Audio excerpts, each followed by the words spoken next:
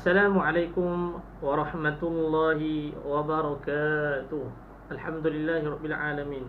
Wassalatu wassalamu ala asyrafil anbiya'i wal mursalin wa ala alihi wa sahbihi ajma'in. Qala rabbi shrah li sadri wa yassir li amri wahlul 'uqdatam min lisani yafqahu qawli, amma ba'd. Muslimin muslimat yang dirahmati Allah Subhanahu wa taala, terima kasih pada tuan-tuan yang sudi menonton. Semoga bermanfaat apa yang kita pelajari hari ini dan sebelum ini. Baik, hari ini kita akan baca hikmah yang ke-34, iaitu buanglah segala sifat yang tidak baik apabila ingin hampir dengan Allah. Simple dia, faham dia. Kalau hang nak dekat dengan Allah, buang perangai tak elok. Selesai. Poin penting kita dapat 3. Yang pertama berhubung dengan zahir, yang kedua berhubung dengan batin, dan yang ketiga tugas yang perlu kita lakukan. Baik, yang pertama yang berhubung dengan zahir, kita bahagi dia kepada 2. Okay. Yang berhubung dengan zahir, apa dia? Tangan, pendengaran, dari telinga, mata, kaki, kemaluan, dan lain-lain. Okey, itu zahir. Yang sesuai dengan agama dan diredai oleh Allah Subhanahu wa taala, ini disebut dengan taat, tunduk dan patuh kepada ajaran-ajaran agama. Tu zahir tadi kita sebut tu. Tangan, dia ambil Quran, baca. Dia ambil buku, dia belajar, dia baca. Dia tak zalim orang. Tangan dia sedekah. Mata dia tengok benda yang baik. Sesuai dengan agama dan diredai Allah, itu namanya taat. Dan B, yang bertentangan dengannya, tidak sejalan dengan agama, tidak diredai oleh Allah, maka itu dinamakan maksiat. Simple kan? Boleh faham? Zahir ada 2, satu taat, satu maksiat. Selesai. Yang kedua, berhubung dengan batin dan hati manusia. Yakni kita bagi 2 juga, A dan B. Segala sesuatu yang diikat oleh hati, sesuai dengan kebenaran atau dengan kenyataan yang sebenarnya, maka ini disebut dengan iman dan ilmu. Dia yakin terhadap rukun iman, percaya kepada Allah, percaya adanya alam barzakh, hari kiamat, malaikat. Bila orang cerita dalam alam barzakh tu ada nikmat, ada siksa dia, ada binatang macam-macam yang akan mengazab bagi orang berdosa. Ada titi sirat di padang mahsyar, adanya telaga Nabi Kautsar, syurga, neraka, macam-macam. Benda tu semua tak nampak, tapi dia yakin 100%. So yakin itu disebut iman dan ilmu. Orang itu disebut dengan mukmin dan alim.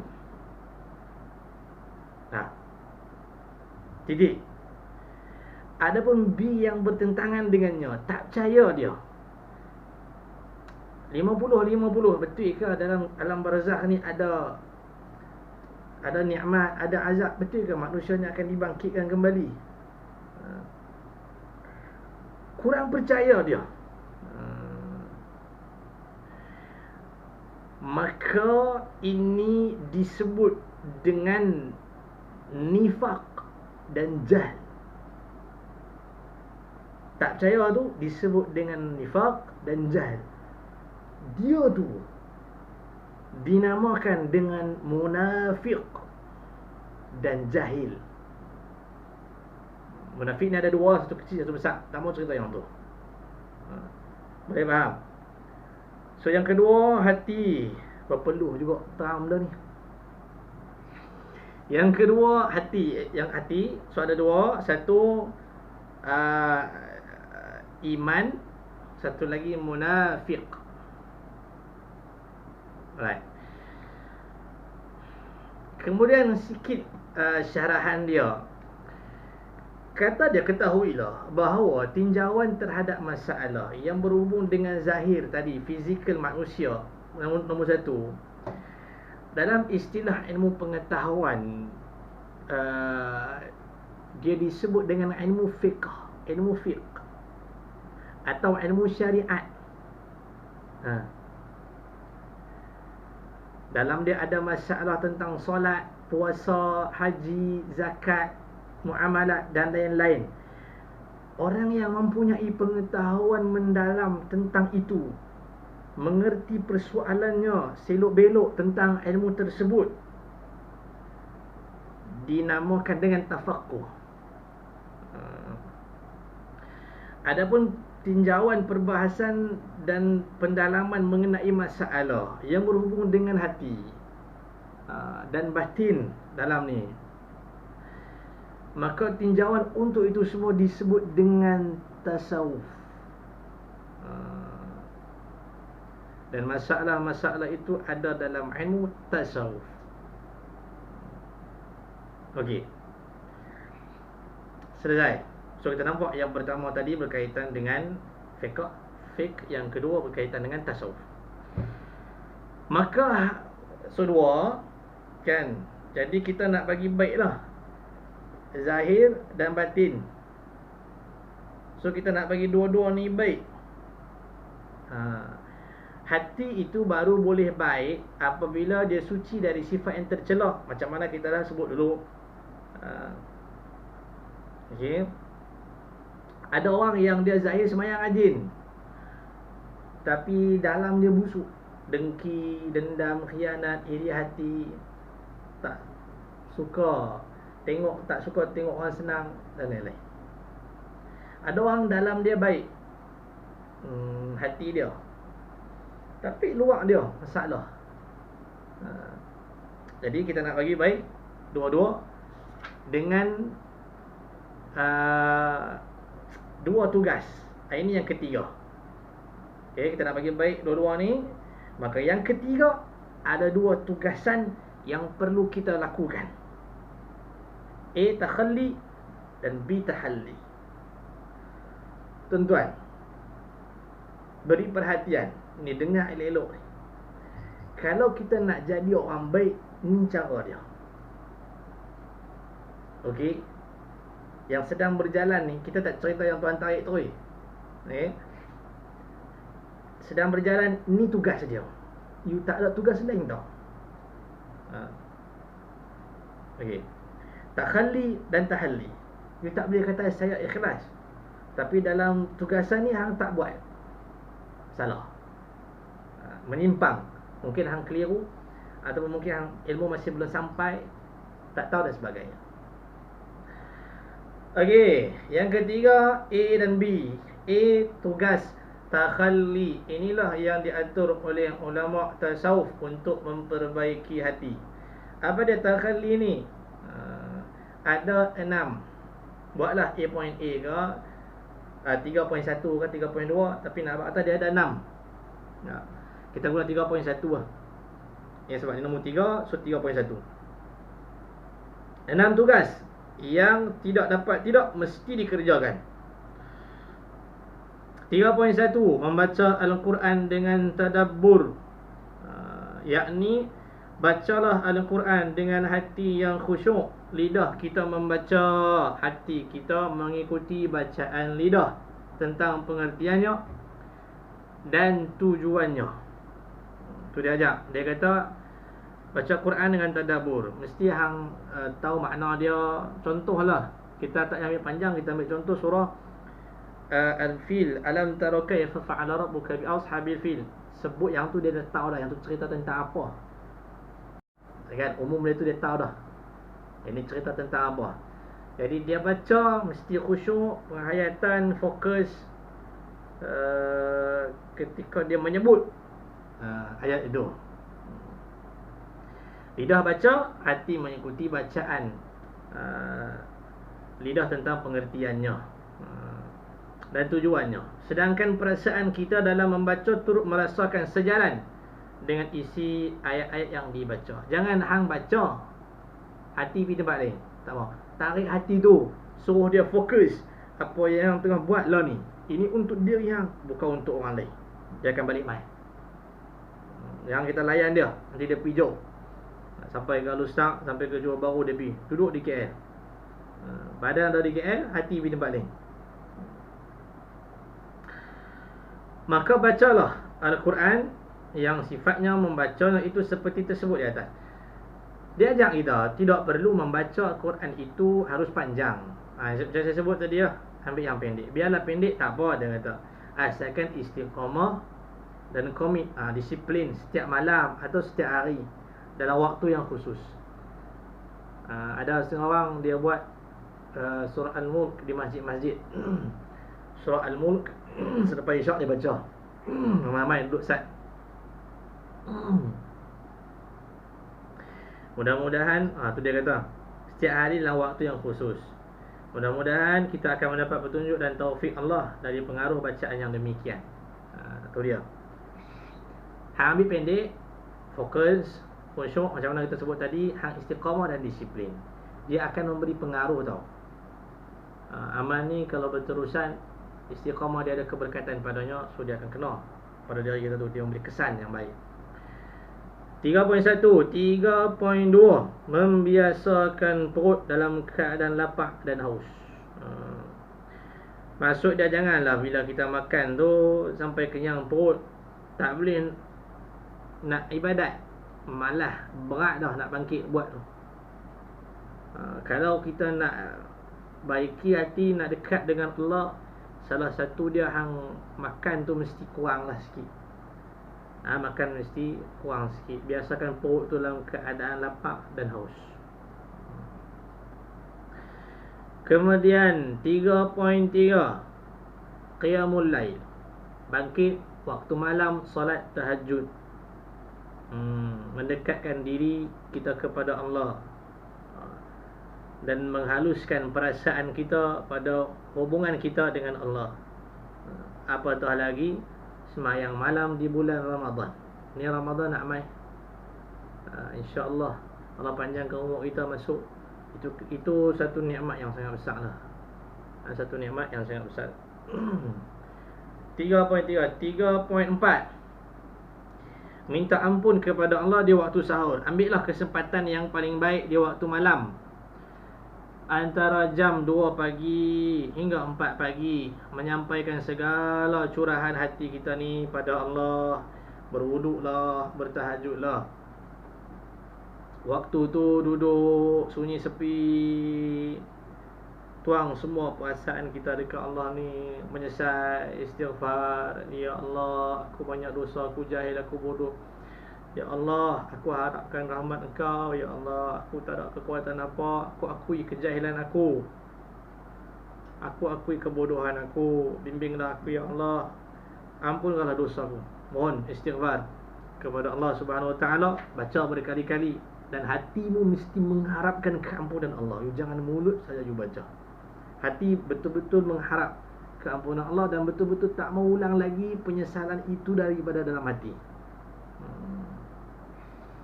Okay, kalau boleh jatuh air mata, bagi jatuh air mata kita.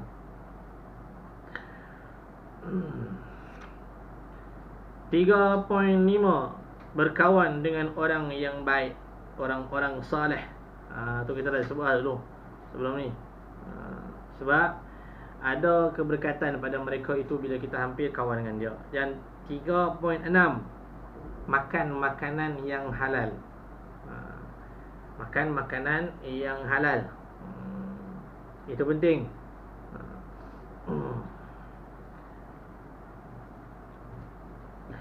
Okey, itu yang 3. So kita bagi yang 3.1 sampai 3.6. Tugas takhalli, Adapun tugas tahalli, iaitu suatu tugas yang dengan kata lain dapat disebut mengisi wadah yang sudah bersih.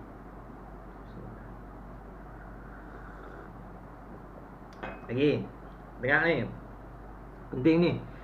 So bila takhalli tadi kita dah buat proses dia, so mai tahalli isi wadah yang sudah bersih. Tu bekas dia tu kita dah cuci. Ibarat kain kotor. Kain kotor, tugas takhalli tu dia bersih. Bila kita rendam dia, contoh senang, baju putih, ambil rendam dalam baldi, bau kelorok sikit, bau ayak, biar sehari setengah. Kemudian dia angkat, putih bersih, tak ada sikit pun kotor. Dia angkat, dia pergi jemur, pergi sidai, kering putih elok, tapi ada redut sikit lah. So nak bagi hilang redut tu dengan tahalli sedekah. Itu contoh senang lah kita buat. Okay. So tugas takhalli mencuci kain itu sehingga menjadi bersih, keluar semua daki-daki. Bila dah bersih, kering apa semua, angkat daripada jemur tu, gosok dia, maka itu dinamakan dalam ilmu tasawuf suatu tugas yang melengkapi dengan hal-hal baru, sebab bekas dah bersih. Oleh kerana itu, maka wajiblah bagi kita apabila segala penyakit tadi telah beransur kita buang, hendaklah kita isi diri kita dengan sifat yang terpuji. Bila takhalli dah clear, bekas dah bersih, dia masukkan sifat-sifat yang terpuji. Apa dia? Tawaduk rendah diri, lapang dada, redha dengan qada dan qadar. Baru benda ni senang nak masuk. Ikhlas dalam beramal dan lain-lain sebagainya. Okay. So salah bagi orang yang dia kata saya ikhlas, tapi takhalli tadi dia tak buat. Ni ikhlas tu cerita lain tu panjang. Ikhlas tu saya tak mahu di sini. Khalis asal perkataan anda bersih. So kalau hang kata ikhlas tapi hang takhalli hang tak buat, ini bertentangan sama sekali. So takhalli dulu, tugas dia apa semua, di samping kita usaha supaya ikhlas kepada Allah. Bila dah bersih, so ikhlas tu akan bertambah sempurna dia. Dia macam bah, saya dah sebut dulu yang tu. Okay. Maka bila dia isi dengan sifat tawaduk, Allah uji dia dengan ujian yang bermacam-macam. Waktu tu dia senang terima, dia senang redha dengan apa yang Allah tentukan ke atas dia. Sebab apa orang dia selalu, kadang-kadang dia merungut, dia tak boleh terima apa yang terjadi atas diri dia. So kita tak nampak lain, tugas takhalli yang masih belum lengkap dilakukan. So apabila diri kita telah berpakaian dengan sifat-sifat yang terpuji, barulah kita pada waktu itu betul-betul merupakan hamba Allah, dimiliki oleh Allah dan tidak oleh lainnya. Barulah kita setapak demi setapak terus mendekat ke hadrat Allah, di mana hijab antara kita dengannya makin lama makin tipis, dan akhirnya hilang semua hijab tu. Barulah kita melihat diri kita bahawa kita selalu di hadapan Allah, gerak geri dan tindak tanduk kita semuanya kita melihat Allah yang bagi. Mana tu? Habis. Itu 3 macam. So yang keempat, kesimpulan dia sikitlah kita sebut. Simple. Kalau hang nak jadi orang baik di sisi Allah, yakni orang baik yang menurut agama dan manusia. Okay, baik di sisi Allah, baik di sisi manusia. Baik di sisi manusia belum tentu baik di sisi Allah. Okay. Maka buanglah segala sifat yang tidak baik itu. Dan itu adalah tugas yang hang perlu buat pertama kalinya dengan takhalli. Sebab tu kita sebut daripada mula tadi kan, zahir berkaitan dengan solat dan sebagainya, dan batin. Zahir ada dua, taat dan maksiat tadi. So, tugas pertama kali disebut dengan dengan tugas takhalli. Bila semua segala sifat tidak baik itu dibuang, kerjakanlah tugas yang kedua, iaitu tahalli, mengisi diri anda, jiwa dan hati anda dengan sifat kemanusiaan yang baik. Sifat-sifat yang membawa kita dekat kepada agama Allah Subhanahu wa ta'ala, bahkan dekat dengan Allah, bahkan dekat dengan Tuhan, sehingga hubungan anda dengannya secara langsung tidak ada sesuatu yang membatasinya. Ia perajalia peribadi Nabi sallallahu alaihi wasallam. Semoga kita dapat mengikuti jejak baginda sallallahu alaihi wasallam.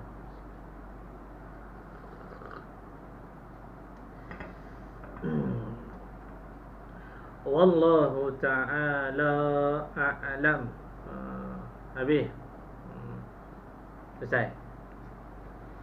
Okey, kita ulang balik. Poin hikmah yang ke-30. 4 ini ada 4. Yang keempat tu kesimpulan dah. Yang pertama, zahir. Ada 2, satu taat, satu maksiat. A taat, B maksiat. Yang kedua, yang berhubung dengan hati, batin, juga ada 2, A dan B. A, mukmin dan berilmu, alim dia. B, munafik, jahil. Yang ketiga, juga 2, A dan B, tugas takhalli, 6, dan juga tahalli, yang sifat-sifat yang terpuji. Dan yang keempat, kesimpulan daripada apa yang kita belajar. Kalau hang nak jadi orang baik, maka laksanakan apa yang telah diajarkan kepada kita. Wallahu ta'ala alam. Semoga Allah memberkati kita. InsyaAllah kita jumpa lagi pada video yang akan datang. Terima kasih banyak kepada tuan-tuan. Mohon share lah kepada orang lain. Semoga bila orang lain dia berbuat amal kebaikan, pahala yang itu akan sampai kepada kita.